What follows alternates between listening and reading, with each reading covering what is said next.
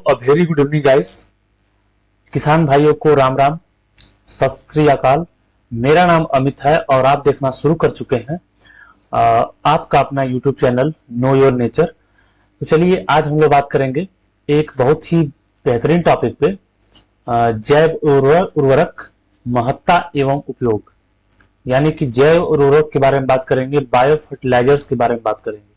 जी हाँ दोस्तों, आधुनिक एग्रीकल्चर में बायो फर्टिलाइजर का एक बहुत ही बड़ा योगदान है, बहुत ही बड़ा रोल है और बहुत ही बड़ा मार्केट होने वाला है बायो फर्टिलाइजर। आने वाले समय में बायो फर्टिलाइजर्स काफी जो है कि बायो फर्टिलाइजर का क्षेत्र काफी बढ़ने वाला है और हमें जो है कि रासायनिक उर्वरकों को छोड़कर बायो फर्टिलाइजर की तरफ शिफ्ट करना होगा, जिससे कि हम अपने आप को सस्टेन कर पाएंगे और एक अच्छी फल सब्जियां, अच्छा अन्न और हेल्दी चीजों को खा पाएंगे। तो आइए समझते हैं कि क्या होता है बायो फर्टिलाइजर, क्या होते हैं जैव उर्वरक। तो चलिए पहले इनके जो है टर्म्स को समझते हैं। जैव उर्वरक, जैव यानी कि बायोलॉजिकल एजेंट, जैव यानी कि कोई जिंदा पदार्थ, माइक्रो ऑर्गेनिजम्स। उर्वरक यानी कि उर्वरक जो खाद्य देता है, जो न्यूट्रिशन देता है, यानी कोई बायोलॉजिकल एजेंट्स, कोई जीवित प्राणी जब उर्वरक का काम करने लगता है उसी को बोलते हैं जैव उर्वरक। ठीक है, उसी को बोलते हैं बायो फर्टिलाइजर्स। तो आने वाला समय दोस्तों बायो फर्टिलाइजर्स का है। तो आइए समझते हैं इसके महत्ता और इसके उपयोग के बारे में। तो कृषि उत्पादन में जैव उर्वरकों की महत्ता एवं उपयोग पिछले दशकों में आत्मनिर्भरता की स्थिति तक कृषि की वृद्धि में उन्नत किस्म के बीजों, उर्वरकों, सिंचाई, जल एवं पौध संरक्षण का उल्लेखनीय योगदान है। वर्तमान ऊर्जा संकट और निरंतर क्षीणता की ओर अग्रसर ऊर्जा स्रोतों का कारण रासायनिक उर्वरकों की कीमतें आसमान को छूने लगी। ठीक है, फसलों द्वारा भूमि से लिए जाने वाले प्राथमिक मुख्य पोषक तत्व नत्रजन, फास्फोरस एवं पोटास में से नत्रजन का सर्वाधिक अवशोषण होता है, क्योंकि इस पोषक तत्व की सबसे अधिक आवश्यकता होती है। भारत जैसे विकासशील देश में नाइट्रोजन इस बड़ी मात्रा की आपूर्ति केवल रासायनिक उर्वरकों से कर पाना छोटे और मध्यम श्रेणी के किसानों की क्षमता से परे है। अतः फसलों की नाइट्रोजन आवश्यकता की पूर्ति के लिए पूर्ण रूप से रासायनिक उर्वरकों पर निर्भर रहना तर्कसंगत नहीं है। वर्तमान परिस्थितियों में नत्रजनधारी उर्वरकों के साथ साथ नत्रजन के वैकल्पिक स्रोतों का उपयोग न केवल आर्थिक दृष्टि से महत्वपूर्ण है, बल्कि मृदा में उर्वरा शक्ति को टिकाऊ, अछूत रखने के लिए भी आवश्यक है। ऐसी स्थिति में जैव उर्वरकों की सांद्रीय पदार्थों के एकीकृत उपयोग की नत्रजन उर्वरक के रूप में करने की अनुशंसा की गई है। भूमि में सूक्ष्म जीवों की सम्मिलित सक्रियता के लिए निम्न दशाएं अनुकूल होती हैं। तो दोस्तों, बढ़ती पॉपुलेशन, बड़ा देश और इतनी बड़ी मात्रा में नाइट्रोजन, फास्फोरस, पोटेशियम की आपूर्ति नहीं कर सकता, या कर भी सकता है तो लंबे समय तक नहीं कर सकता। अगर लंबे समय तक भी कर सकता है तो काफी महंगा होगा दोस्तों। आप देख रहे हैं कि नाइट्रोजन की बोरी जो है कि 400 450 रुपए की हो गई है, पोटेशियम 1800 का पहुंच गया है, फास्फोरस की बोरी कितनी महंगी हो गई है, कट्टे कितने महंगे हो गए हैं। तो आने वाला समय जो है काफी महंगा होने वाला है, कृषि काफी महंगी हो जाएगी। तो इसको ध्यान रखते हुए जैव उर्वरकों का यूज अगर आप करेंगे, जैव उर्वरकों का अगर आप इस्तेमाल करेंगे तो चीजें काफी आसान हो जाएंगी, चीजें काफी जो है कि रिलैक्स हो जाएंगी और जो नुकसान हम उठाते हैं रासायनिक उर्वरकों के द्वारा वो नुकसान भी हम नहीं उठा पाएंगे, उन नुकसानों से हम बच जाएंगे जैव उर्वरकों का उपयोग करके। जी हाँ दोस्तों, तो बायो फर्टिलाइजर्स यानी कि जैव उर्वरक हमें हर तरीके से सिक्योर करता है। एक तो हमारी जो है कि कास्ट ऑफ कल्टीवेशन को बताता है, दूसरा सस्टेनेबल एग्रीकल्चर को इंप्रूव करता है। सस्टेनेबल एग्रीकल्चर क्या है? सतत एग्रीकल्चर, यानी कि हम केमिकल फर्टिलाइजर से बच जाते हैं। तीसरा फायदा क्या होता है बायो फर्टिलाइजर से? कि हमें जो है कि बहुत ही कम रेटों में, सस्ते रेटों में बायो फर्टिलाइजर उपलब्ध हो जाता है। अगर हम थोड़ा सा एग्रीकल्चर का नॉलेज रखने वाले होते हैं, एग्रीकल्चर के स्टूडेंट वगैरह हैं, तो हम जो खुद का बायो फर्टिलाइजर बना सकते हैं बहुत ही कम कास्ट में। घरों के अंदर बायो फर्टिलाइजर आप बना सकते हैं।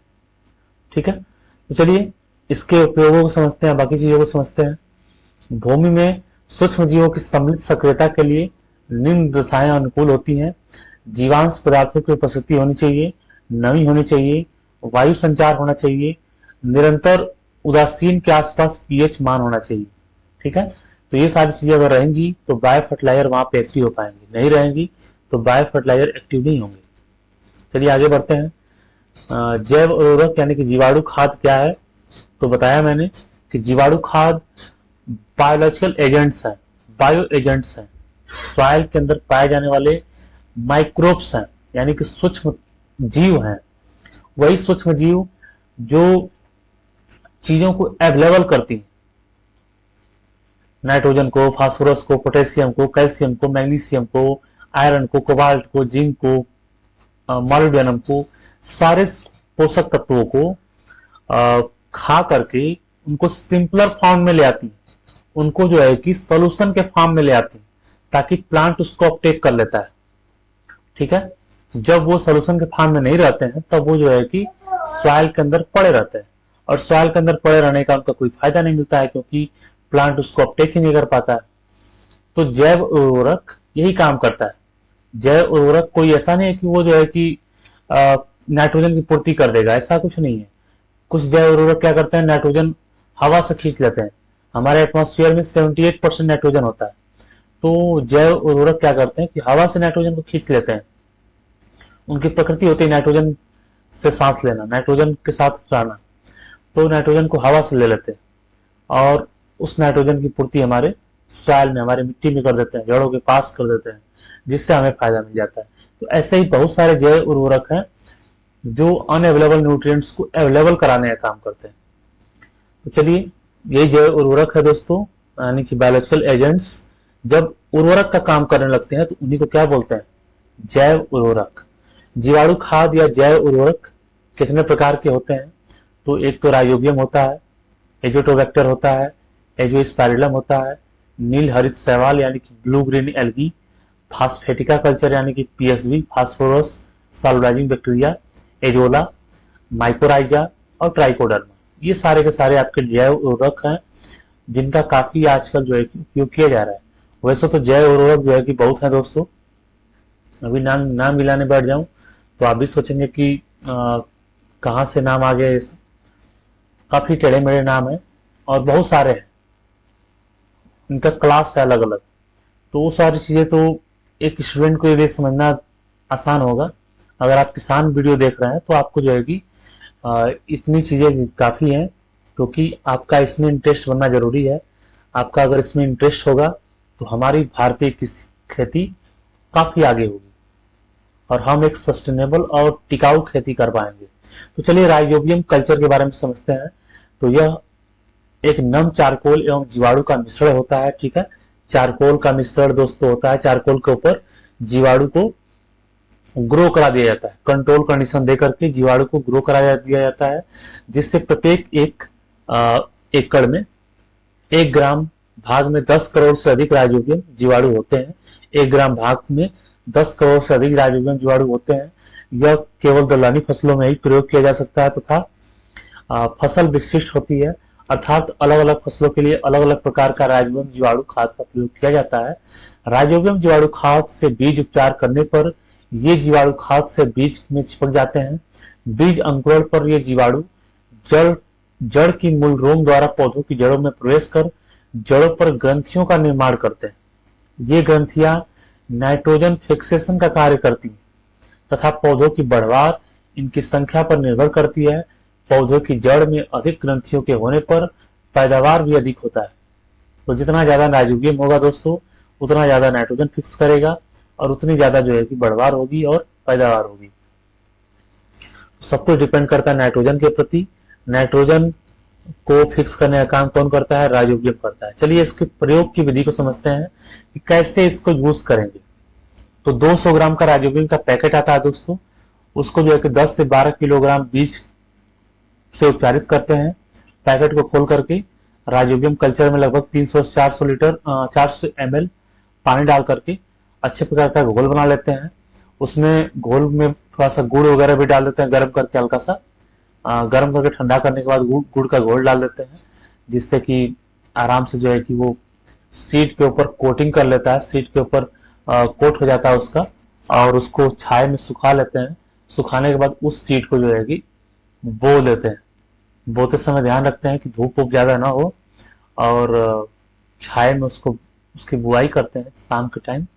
ठीक है, मिट्टी में पहुंच जाता है तो मिट्टी का टेम्परेचर जो है कि कम ही होता है दोस्तों, मिट्टी का टेम्परेचर ज्यादा बढ़ता नहीं है, क्योंकि मिट्टी के अंदर हवा और पानी होता है। ठीक है, तो चलिए आगे बढ़ेंगे। थोड़ा सा दोस्तों समझना आपको जरूरी है, अब वीडियो लंबा जरूर होगा, लेकिन समझ बना करके समझते हुए चलेंगे तो एक नॉलेज आपको मिल जाएगा, एक आइडिया मिल जाएगा। तो राइजोबियम जीवाणु के प्रयोग से लाभ क्या होता है? तो इसके प्रयोग से दोस्तों 10 से 20 किलोग्राम रासायनिक नाइट्रोजन की बचत हो जाती है। इसके प्रयोग से वृद्धि वर्धक साइटोकाइनिन हार्मोन भी पौधों को उपलब्ध हो जाते हैं। ठीक है, साइटोकाइनिन हार्मोन मिल जाता है पौधे को नेचुरल रूप से। इसके प्रयोग से पौधे जल की उपलब्धता बढ़ जाती है, पौधों में वाटर की अवेलेबिलिटी बढ़ जाती है। ठीक है, तो काफी फायदा मिलता है इससे। चलिए आगे बढ़ते हैं। जैव उर्वरकों के प्रयोग में सावधानियां क्या होनी चाहिए दोस्तों? एक तो जो है कि धूप व गर्मी से दूर रखना चाहिए, सूखे एवं ठंडे स्थान पर रखना चाहिए। इसके प्रयोग से फसल की उपज में 20 से 25% तक की वृद्धि हो जाती है दोस्तों, काफी फायदा देखने को मिलता है। राइजोबियम जीवाणु हार्मोन एवं विटामिन भी बनाते हैं, जिससे पौधों की बढ़वार अच्छी हो जाती है और जड़ों का विकास भी अच्छा होता है। तो दोस्तों अगर जीवाणु होंगे, जीवाणु क्या करते हैं कि पूरा का पूरा नेचुरल मीडियम क्रिएट कर देते हैं, नेचुरल एनवायरमेंट ही क्रिएट कर देते हैं, तो उससे बहुत बड़ा फायदा हो जाता है।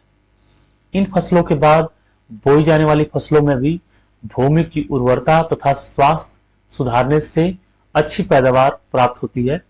इन फसलों के बाद अगर कोई फसल आप बो रहे हैं तो उसमें अच्छी पैदावार मिलती है, क्योंकि पूरा का पूरा नेचुरल इन्वायरमेंट क्रिएट हो जाता है।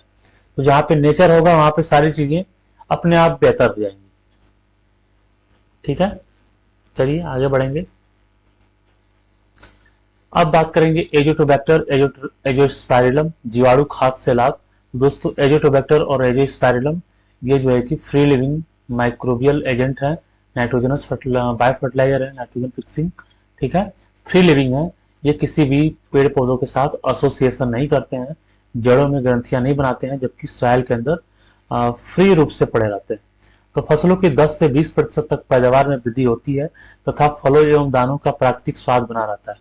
इसका प्रयोग करने से 20 से 30 किलोग्राम नाइट्रोजन की बचत की जा सकती है। एजोटोबैक्टर खाद की वृद्धि कारक हार्मोन जैसे जिबरेलिक एसिड तथा विटामिन बी का उत्सर्जन करते हैं, जिससे पौधों के विकास में सहायता मिलती है। दोस्तों एजोटोबैक्टर से जिबरेलिक एसिड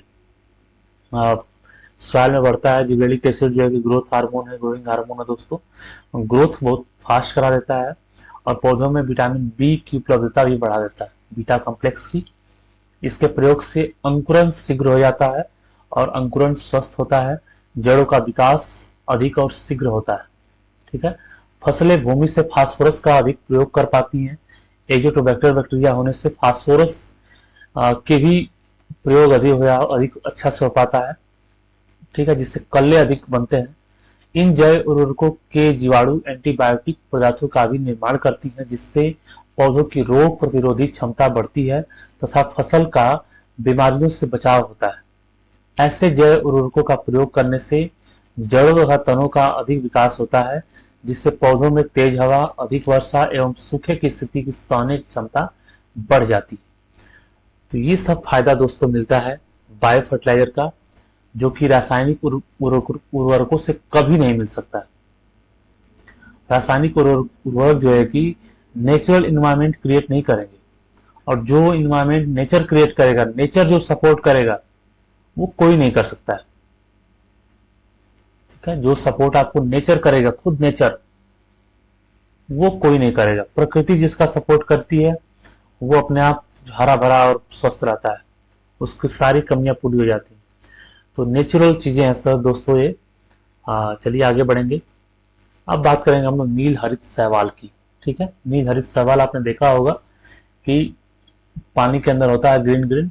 ठीक है, एक कोशिकीय सूक्ष्म नील हरित शैवाल नम मिट्टी तथा स्थिर पानी में स्वतंत्र रूप से रहते हैं। धान के खेत का वातावरण नील हरित शैवाल के लिए सर्वथा उपयुक्त होता है। इसकी वृद्धि के लिए आवश्यक ताप, प्रकाश, नमी और पोषक तत्वों की मात्रा धान के खेत में विद्यमान रहती है। ठीक है, अगर प्रयोग विधि की बात किया जाए तो धान की रोपाई के 3-4 दिन बाद स्थिर पानी में 12.5 किलो प्रति हेक्टेयर दर से सूखे जैव उर्वरक का प्रयोग करते हैं। इसे प्रयोग करने के पश्चात 4 से 5 दिन तक खेत में पानी लगातार भरा रहने देते हैं। इसका प्रयोग कम से कम 3 वर्ष तक लगातार खेत में करें। इसके बाद पुनः डालने की आवश्यकता नहीं होती है। मैडम